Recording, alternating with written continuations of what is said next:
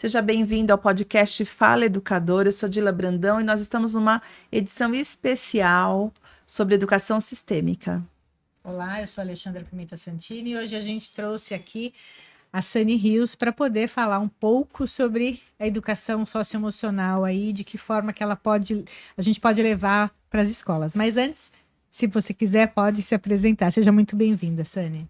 Olá, eu sou a Sani Rios, pedagoga, professora, terapeuta, e hoje eu quero trazer um pouquinho sobre a minha contribuição com a educação socioemocional. Tenho visto que desde muitos anos na sociedade, e isso veio de Descartes, né? Penso, logo existo. Nós temos dado uma supervalorização, né? Muita atenção para a razão, para o pensar. E eu costumo dizer que o penso, logo existo do Descartes, na verdade é sinto, logo existo. Porque nenhum de nós nasceu pensando. Nenhum de nós nasceu pensando. Nossa primeira experiência sensorial. A gente chora. A gente chora com frio, chora com calor, com fome. É a nossa primeira comunicação, né? Exatamente. Né? E as leis sistêmicas, eu observo, né, que elas estão ligadas também ao funcionamento fisiológico do corpo. A gente começou na neurociência estudando o irmão caçula, o cérebro. E isso foi tão forte, vindo já, né? Eu acredito que todo esse pensamento do Descartes mesmo, do pensar, da razão, né? De você ser inteligente, de você estudar, buscar. E aí a gente esqueceu de olhar para a importância da base aqui do reptiliano, que é a gente diz que é o motor, mas é ele que sustenta todo o sistema nervoso autônomo. A gente se afastou do sentir. A gente entrou numa época em que as pessoas diziam assim, até nas empresas, não, mas você está sendo muito emocional. Verdade. Como se fosse Como problema. se fosse um defeito, não é? E nós somos emocionais. Sim. A gente só vai pensar muito depois. A gente já tem anos de vida quando começa a pensar. Essa educação socioemocional que a gente busca trabalhar nas escolas, ela precisa olhar para o sensorial e entender que ele veio antes. Honrar o que veio antes. Hoje, a neurociência atual, ela trabalha, a gente tem uma pesquisa da neurociência afetiva que desmentiu o que a antiga neurociência achava, porque já se disse que o cérebro, que é a parte de cima aqui, só que a gente usa a palavra cérebro como se fosse tudo, né? Era a sede das emoções. Não é verdade. A sede das emoções é a base, né? É o tronco encefálico. É onde estão, as emoções são instintivas, onde estão os instintos. Né? Então a gente começou pelo irmão caçula. E a gente desmereceu quem veio primeiro. Olha só. Né? Então, primeiro o reptiliano, depois o límbico, depois o córtex, né? Que é o cérebro. Isso é tão forte que a gente chama morte encefálica de morte cerebral. Né? Porque não morre só a parte de cima quando a gente tem uma morte encefálica no hospital. Morre um encéfalo que contém tudo. Então, isso foi tão importante num certo tempo que até o jeito de nomear a gente mudou. Né? Como se tudo se resumisse ao córtex. Né? E não é verdade. As nossas emoções vêm lá do reptiliano. Então, a gente sente medo quando é criança, a gente sente raiva, né? A gente se assusta, tem a surpresa que não estava no Divertidamente 1, né? Que eles colocaram 5 emoções. Mas o neurocientista, que hoje é considerado mundialmente o neurocientista das emoções, que é o Antônio Damasio, que é um português, são 6 emoções primárias. E elas não são só humanas. Elas vêm nos mamíferos. Então, seu cachorro sente, seu gato sente. Por isso que a criança se aproxima tanto do animal pet, né? Então, essas emoções, elas vêm para todos os mamíferos, né? E aí tem um cara chamado Jaak Panksepp, que traz a neurociência afetiva, e aí ele prova em bancada, né, a gente está falando de evidência, estudo randomizado, ele comprova que as emoções são instintuais. Ou seja, a história de que a sede das emoções estava aqui em cima cai, né, e ele cai por terra. Então, o que ele viu lá? Tem esse experimento, acho que está até no livro, Não Começou Com Você. Sim. Ele põe os ratinhos lá, Sim, tá lá né? no livro. E aí ele põe os ratinhos, e aí ele põe um cheiro, E depois desse cheiro, desse aroma cítrico, né, ele dá um choque nos ratinhos. E aí ele faz isso muitas vezes. Põe o cheirinho, dá o choque. Põe o cheirinho, dá o choque. Põe o cheirinho. Os netos desses ratos, quando xiringava o cheirinho, sem o choque, Já sim. eles Desesperavam. tinham, né, o sistema nervoso deles tinha um tremor, eles arregalavam os olhos, acionavam o trecho simpático, eles entravam em estado de defesa. Mas não tinham levado o choque. Mas a memória está lá. Então, se você pegar isso que a neurociência diz, e o que a sistêmica, os conhecimentos, a filosofia sistêmica diz, gente, está se tudo complementam. ligado. Exatamente. Está tudo ligado. E essa costura, eu sinto que a gente não pode deixar de levar para as escolas e para as E famílias. por onde a gente começa nas escolas? Como gente- você sugere isso? A gente começa validando o choro. Eu acho que esse é o primeiro passo, sabe? Nós crescemos com medo de chorar, com vergonha. Se a gente está numa entrevista e se emociona, a gente já se desculpa. Ai, desculpa, me emocionei. Gente, o choro é uma ação fisiológica natural do corpo, né? É uma tentativa de regulação fisiológica. E a gente meio que demonizou o choro. Então, até 2 anos, Pra 2 anos caber e na meio, caixinha, para né? caber na caixinha. Até 2 anos e meio, a gente chora. Mas a partir de 3, 4 anos, a gente perdeu o direito de chorar. Adulto, então? Adulto, então? Homem, então? Homem, mais ainda, Né? gente. Né? Não se pode. Então, eu começaria pelo choro, sabe? Nas escolas, eu entendo que a gente precisa iniciar uma campanha para o chorar é natural. Faz parte. Chorar faz Chorar parte. faz parte, né? E as professoras lidarem melhor com o choro das crianças. Porque isso também desestabiliza muitas também. Demais. Porque as professoras não puderam chorar. Sim, Quando a criança chora, a menina dentro dela que não chorou, ó, Engolir o choro, né? Engolir o choro e reproduzir isso. Então, isso que você está falando, Sani, vem bem de encontro. Seria aquilo das memórias transgeracionais, as né? memórias transgeracionais O que você- também. Revisitando o que você falou agora do ratinho, né? Sim. Que os Os parentes netos, dele.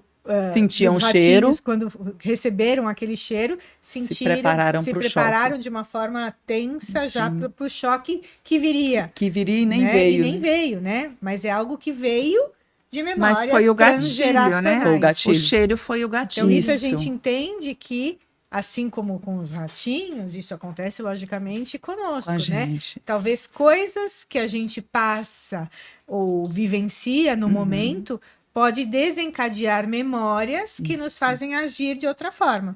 Principalmente quando a gente diz assim, ó, eu engulo um elefante e me engasguei com um mosquito. Esse mosquito é isso que você está falando. Exatamente. É o Assim, gatilho. nossa, como é que eu me desregulei com isso? Uhum. Uma coisa tão pequena. Então, essa desregulação que vem com um contexto que é pequeno e você tem uma reação desproporcional ao contexto, ela vem lá de trás. Vem lá de trás.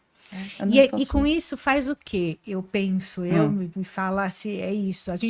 Com isso a gente consegue entender que quando os alunos reagem a várias coisas na classe, na Sim. sala de aula ou em qualquer ambiente, mas falando de sala de aula, a forma como ele reage talvez não é algo só dele. Só dele. É Muitas algo vezes que vem não da é. sua historicidade, né? Vem dos seus pais, vem dos seus avós, e ele nem ele sabe. Nem ele sabe. E ele se manifesta. Tá lá. E aí a gente, enquanto educador, Como lidar, né?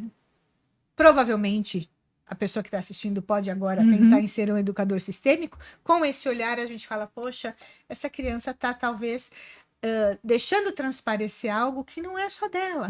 E aí validar tudo isso. Né? Ou é algo que é dela e não teve espaço de vazão em outro Em momento. outro Então a momento. emoção ficou reprimida Isso. e ele reage de forma desproporcional no contexto. O professor não sabe lidar com isso e grita de novo: quem manda aqui sou eu, cala a boca. E todos nós continuamos engolindo as emoções. Engolindo os sapos. É. Exatamente. Hoje, quando eu recebo alguém para fazer terapia sistêmica, a gente vê muito a emoção que foi isso que a Dila falou, que foi reprimida. Então, muitas pessoas chegam tristes, mas quando você vai dentro da terapia trazendo, né, todos os contextos que vão machucando ali na memória, o que tem mesmo é uma raiva atrás da tristeza que não pôde ser expressada, e aí ela foi reprimida, e virou tristeza, porque a tristeza estava mais permitida.